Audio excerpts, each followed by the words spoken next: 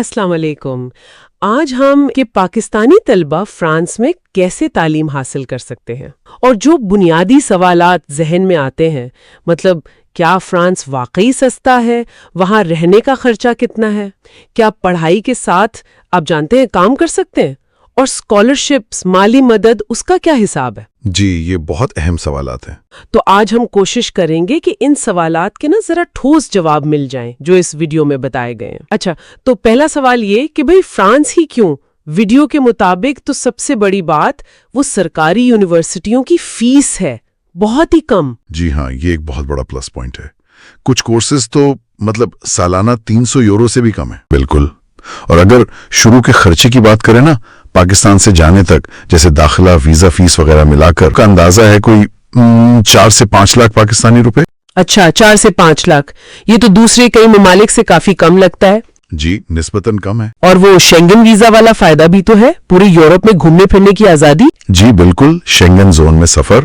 اور ایک اور دلچسپ بات یہ تھی، آئلٹس لازمی نہیں ہے کئی کورسز کے لیے۔ اچھا، یہ بھی بڑی بات ہے، یعنی انگریزی ٹیسٹ کے بغیر بھی داخلہ ممکن ہے؟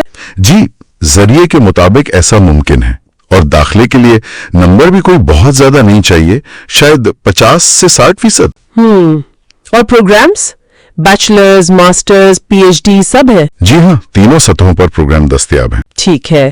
اچھا، اب آتے ہیں ذرا ماہانہ اخراجات پر، مطلب رہائش کو اگر نکال دیں تو باقی خرچہ کتنا؟ جی، رہائش کے علاوہ یہ شہر پر منحصر ہے، لیکن ایک اندازہ ہے کوئی 300 سے 500 یورو ماہانہ۔ 300 سے 500، اس میں کیا کیا شامل ہے؟ اس میں بنیادی چیزیں ہیں، جیسے آپ کا کھانا پینا، گروسری، وہ کوئی 100 سے 150 یورو۔ تو مطلب یہ بنیادی خرچے ہیں رہائش کے بغیر۔ ٹھیک ہے۔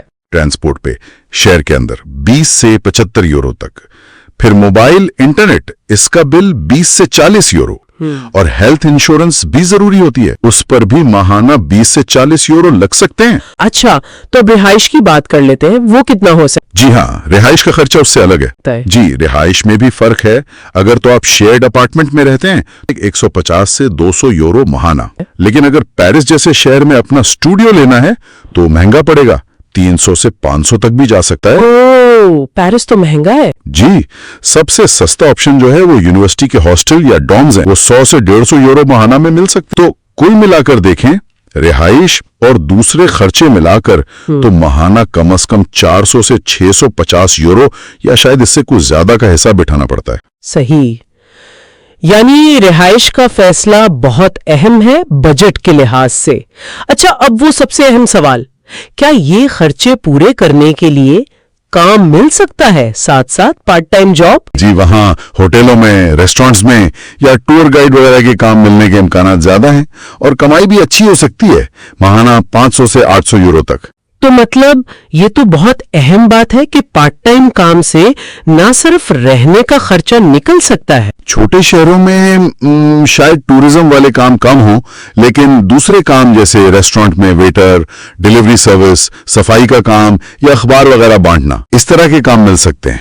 وہاں کمائی کا اندازہ ہے کوئی 400 سے 500 یورو ماہانہ۔ بلکہ اگر کوئی محنت کرے اور زبان بھی سیکھ لے وقت کے ساتھ تو شاید ٹیوشن فیس میں بھی مدد مل جائے۔ یہ تو طلباء کے لیے ایک طرح کی خود مختاری کا راستہ ہے۔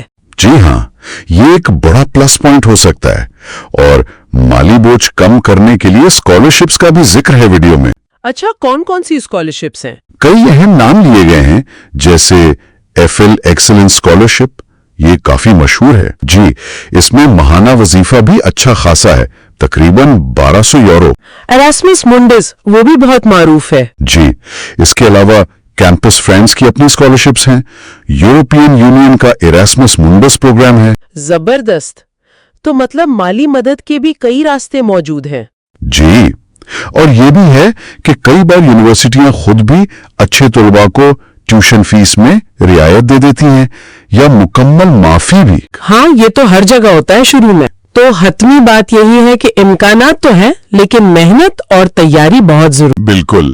تو اگر ہم خلاصہ کریں تو فرانس واقعی ایک قابل غور آپشن لگتا ہے، कम फीस, काम करके खर्चा पूरा करने का इम्कान और स्कॉलरशिप्स भी। लेकिन ये भी याद रखना जरूरी है कि असल कामयाबी सिर्फ इन आदाद-ओ-शुमार पर नहीं होती। इखराजात काबू में लगते हैं, लेकिन ये तालिब इल्म की अपनी मेहनत, उसने शहर कौन सा चुना है, वो जबान कितनी जल्दी सीखता है और वहां के माहौल में कैसे घुल मिल जाता है, उन सब चीजों पर मुनहसर है।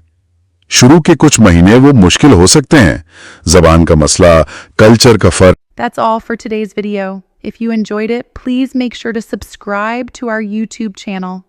Thank you very much.